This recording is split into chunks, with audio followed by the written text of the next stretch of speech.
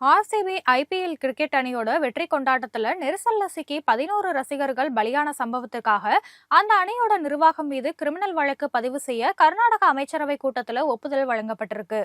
கடந்த சீசன்ல முதல் முறையாக ஐபிஎல் சாம்பியன் பட்டம் வென்ற ஆர்சிபி அணிக்கு கர்நாடக மாநிலத்தோட பெங்களூர்ல பாராட்டு விழா நடத்தப்பட்டது. அப்போது ஏற்பட்ட கூட்ட நெரிசல்ல 11 பேர் உயிரிழந்தாங்க, பல பேர் காயங்களும் அடைந்தாங்க.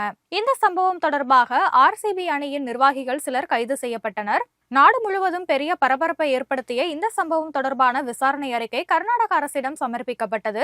நெரிசல் சம்பவம் ஏற்பட்ட ஆர்சிபி அணி நிர்வாகம், கர்நாடக கிரிக்கெட் சங்கம் அப்படின்னு இது ரெண்டுமே காரணம்னு அறிக்கையில தெரிவிக்கப்பட்டிருக்கு.